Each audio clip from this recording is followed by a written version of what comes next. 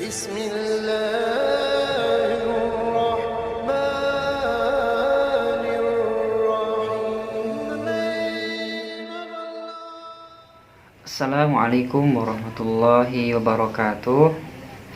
Alhamdulillah, kita bersyukur pada Allah. Nah, sekalian kita dipertemukan dalam pembelajaran daring kali ini.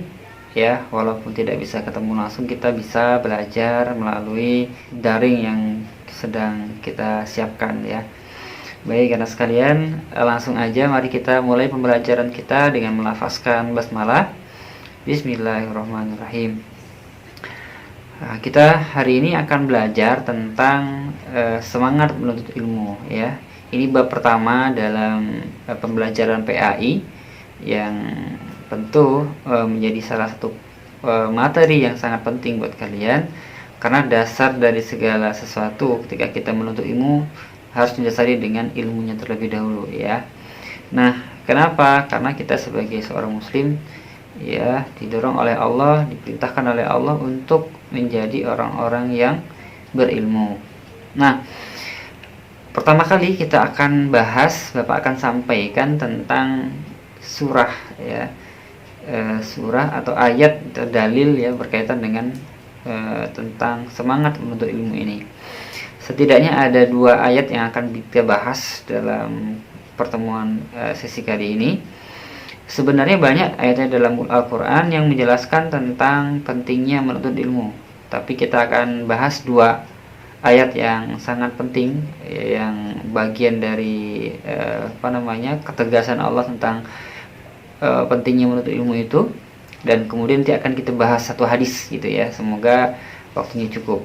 Nah, yang pertama kita akan bahas tentang surah Al-Mujadalah ayat 11 ya. Bunyinya a'udzubillahi minasyaitonirrajim. Bismillahirrahmanirrahim. Ya ayyuhalladzina amanu idza qila lakum tafassahu fil majalisi fafsahu yafsahillahu lakum. Wa idza qila ansuzu fansuzu yarfa'illahu alladhina amanu minkum walladhina utul ilma darajat wallahu bima ta'maluna khabir.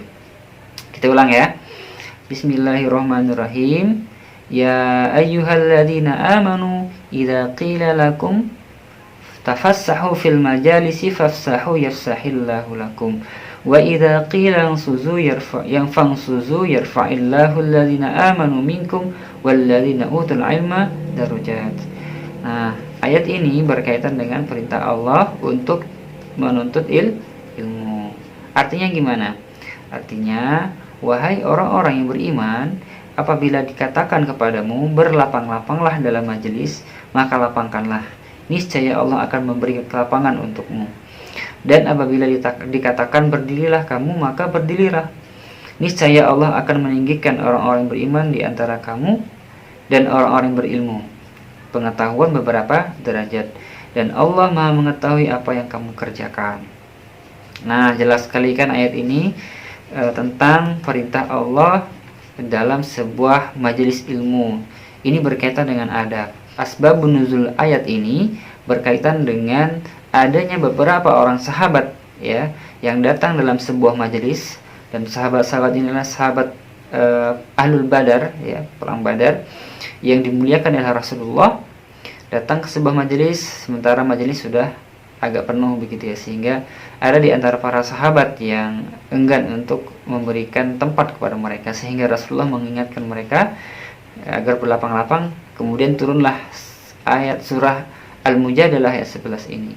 Kenapa? Karena Allah ingin ya orang-orang beriman itu punya kelapangan dalam sebuah majelis. Nah, ketika dia melapangkan tempat untuk saudaranya, maka Allah akan melapangkan urusan-urusannya.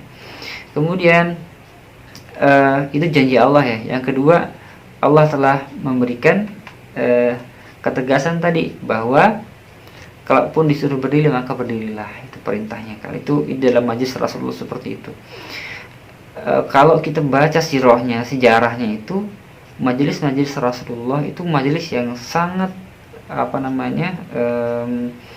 ini ya hikmat sekali begitu ya. Sahabat tuh ketika mendengarkan untayan ayat-ayat Al-Quran dari Rasulullah atau hadis-hadis dari Rasulullah, perkataan-perkataan Rasulullah, sahabat tuh diam gitu ya, khusyuk mendengarkan apa yang Rasulullah sampaikan.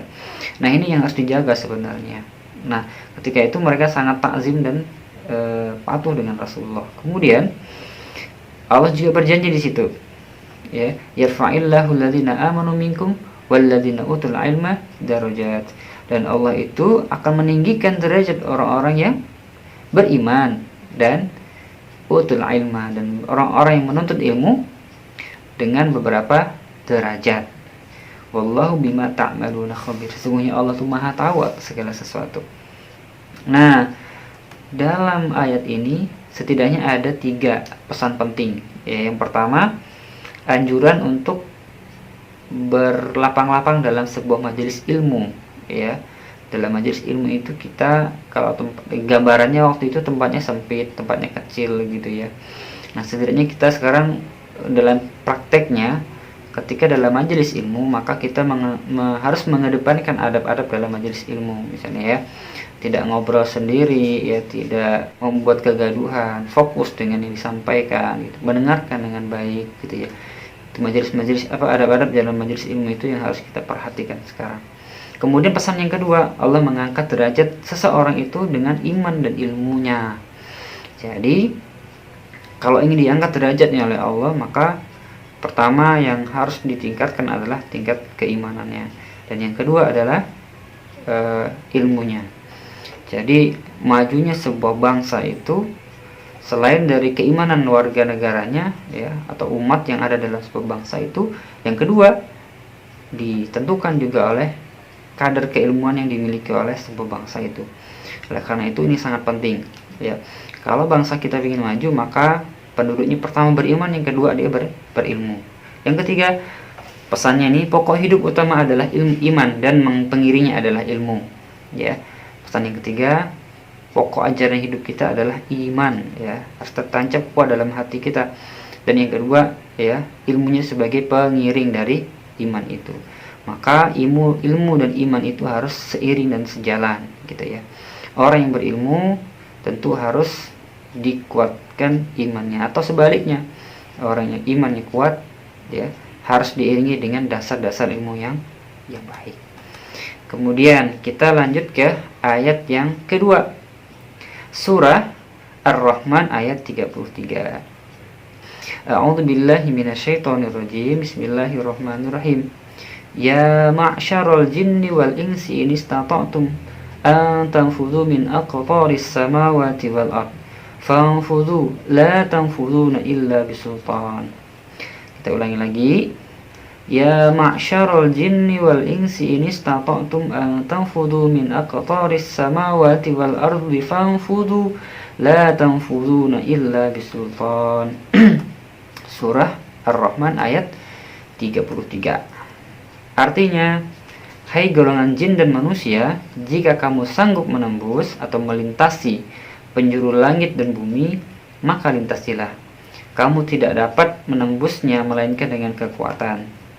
Apa kata Allah di situ? Illa bisultan. Nah, sultan itu disebut dengan, diartikan dengan kekuatan. Tapi kemudian sebenarnya kekuatan itu bisa dimaknai dengan kekuatan ilmu pengetahuan dan teknologi. Nah, surah ini, ya, setidaknya memiliki 2 pesan penting bagi kita. Apa itu? Pesan yang pertama adalah bahwa Allah memberikan sebuah potensi kepada manusia dan jin, ya.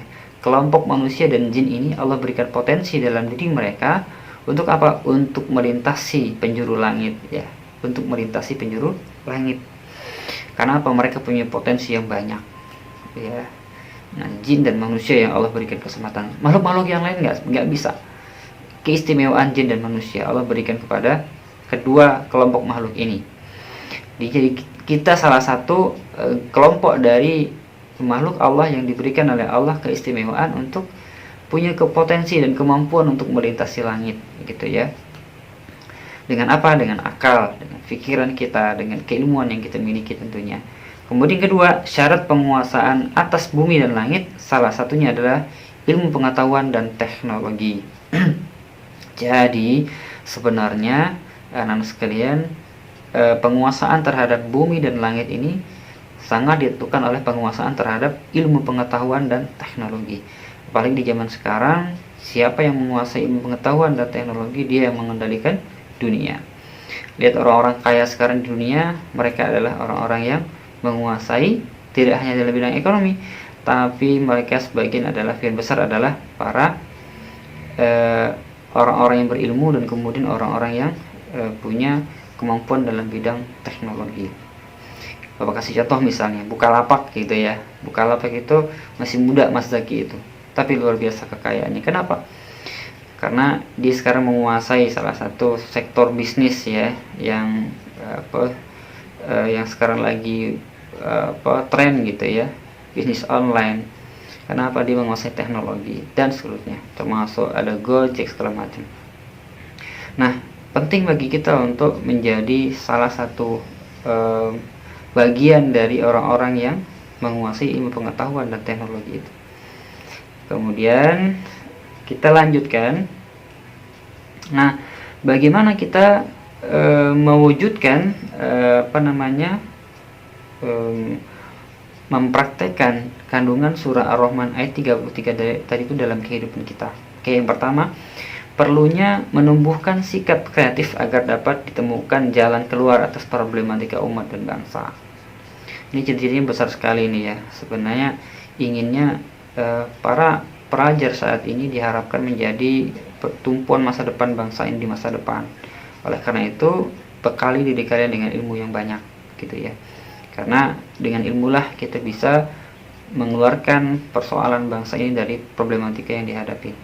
Yang kedua, manusia harus memanfaatkan potensinya untuk melakukan hal-hal yang positif, yang memaksimalkan potensinya. Kita punya potensi yang banyak, termasuk salah satunya adalah potensi akal kita. Maka harus dimaksimalkan potensi akal kita itu agar menjadi punya peran yang positif, punya peran yang signifikan dalam kehidupan. Yang ketiga, generasi muda muslim agar senantiasa mengikuti perkembangan teknologi dan berusaha menciptakan teknologi baru untuk memudahkan sarana hidup. Jadi pasan yang ketiga ini ya, implementasi yang ketiga ini bagaimana generasi muda hari ini, khususnya generasi muda Islam ini yang kemudian diharapkan bisa menemukan inovasi-inovasi dalam bidang teknologi yang harapannya adalah bisa menjadi salah satu solusi dari problematika umat dan bangsa yang sedang kita hadapi hari ini.